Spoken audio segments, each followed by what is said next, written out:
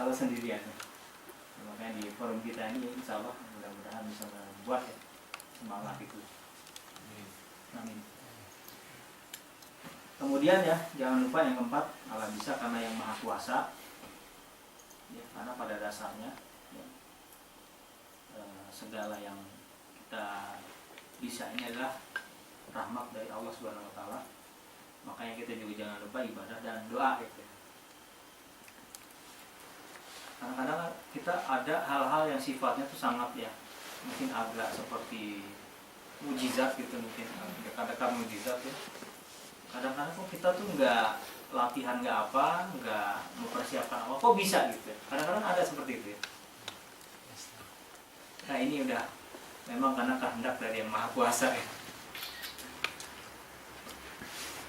Makanya kita jangan lupa ini poin ini juga,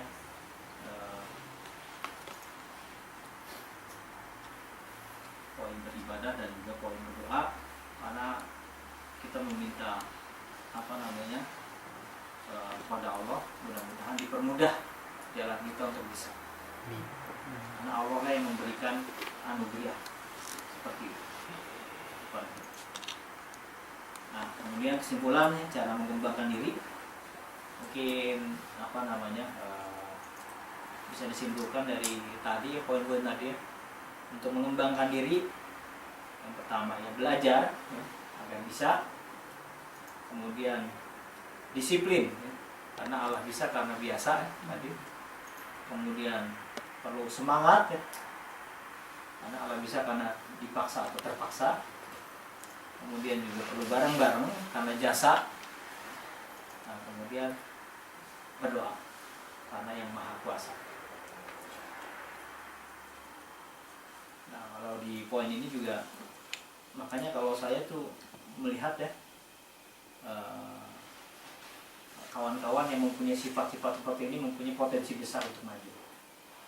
Mempunyai sifat-sifat seperti ini, dia tuh suka belajar, mempunyai disiplin yang tinggi, dia bersemangat, dia juga suka juga bareng-bareng ya. Kemudian juga berdoanya juga mantap, ya, ibadahnya juga mantap. Makanya saya lihat orang-orang seperti ini lebih mudah untuk maju.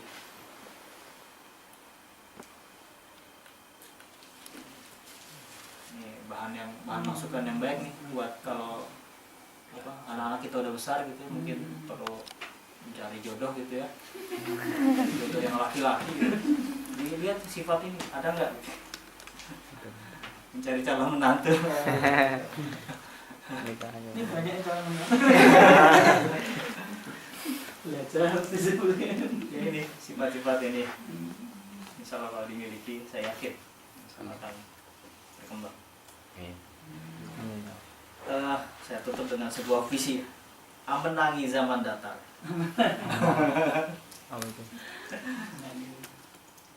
Kita ini harus pintar melihat keadaan sekitar, cari tanah subur untuk mekar. Namun semuanya tetaplah saja atas karunia dari yang kuasa. Seenak-enaknya orang pintar tak akan berguna kalau tak benar.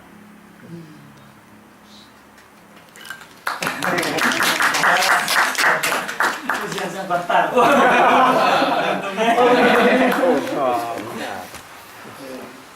Jadi kemarin kita sudah belajar tentang zaman datar segala macam ya, dan mengenal medan pertandingan kita, dan ya, kita memerlukan kekuatan, kecerdasan, kepintaran.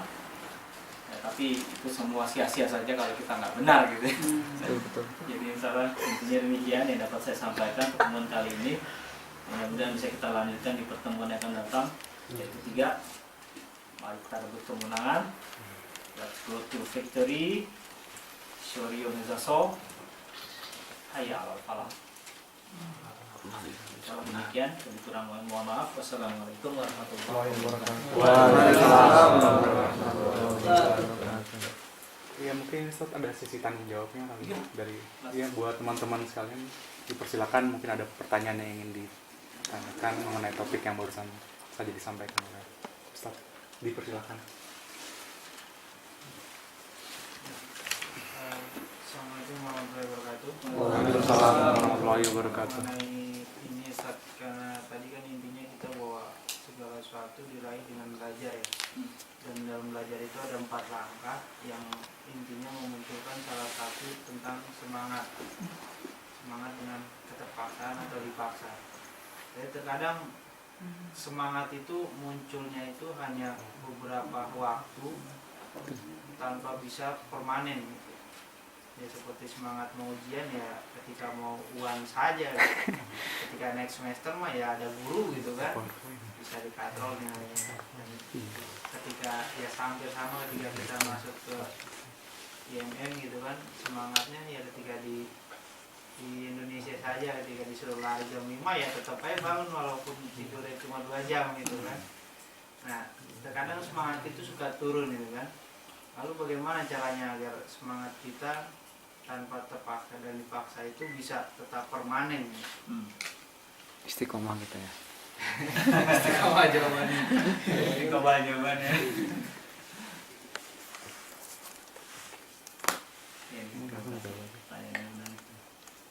Mungkin ada lagi yang lain juga bisa dikumpulkan. Kadang setelah ujian berakhir gak semangat lagi.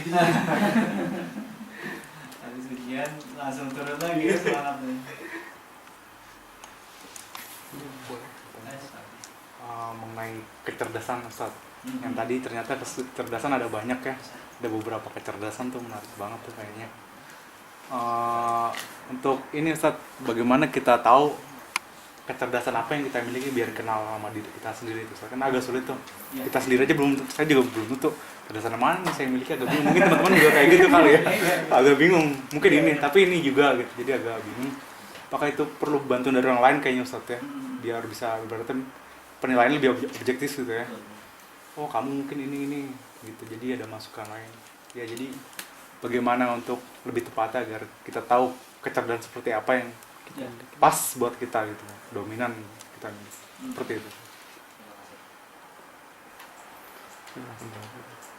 Lagi? Kalau enggak, kita masuk dulu tadi pertanyaan pertama, bagaimana untuk menjaga semangat ya, Mas Hendri ya. Ini pertanyaan yang menarik karena memang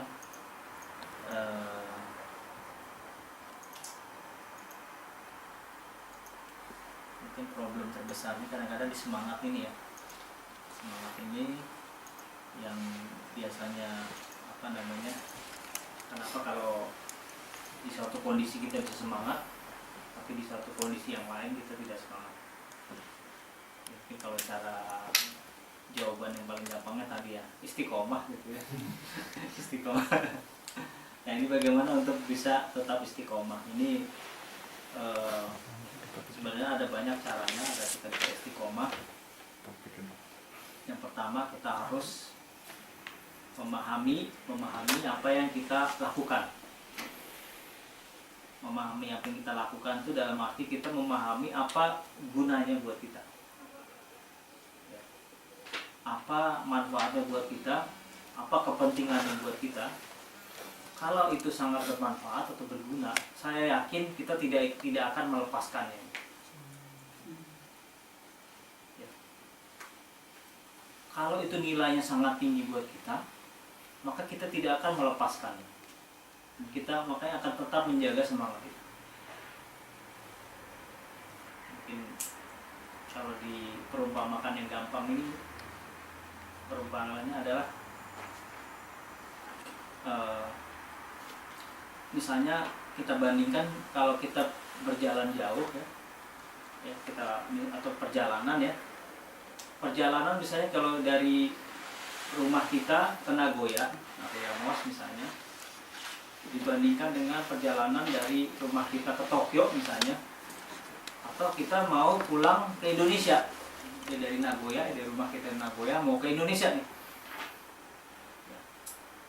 Saya yakin ya, kalau kita ingin berjalan pulang ke Indonesia, saya yakin persiapan yang kita lakukan akan dilakukan dengan sebagus mungkin, ya kan? Kita harus mengepak barang, ya kan? Kita harus menyiapkan tiketnya dari awal, membeli tiketnya dari awal. Dan saya yakin kita tidak akan terlambat, ya, di jadwal pesawat itu.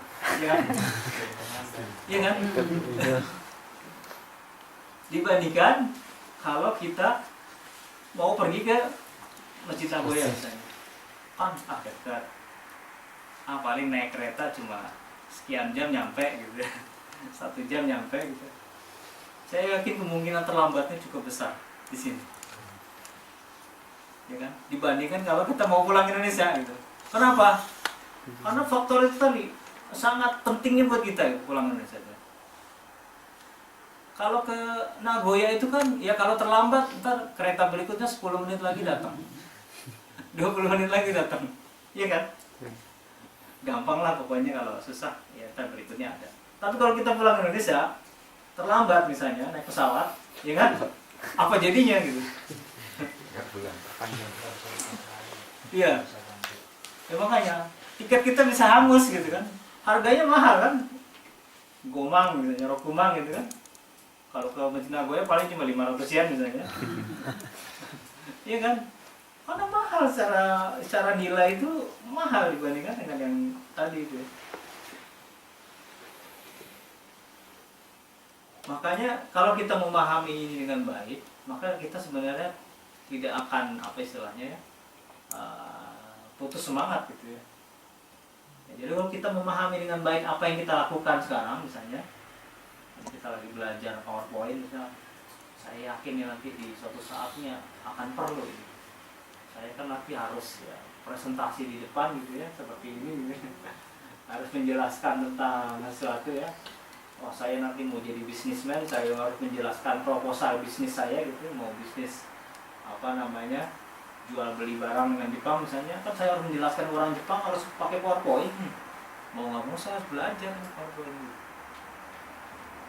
Ya. Kalau kita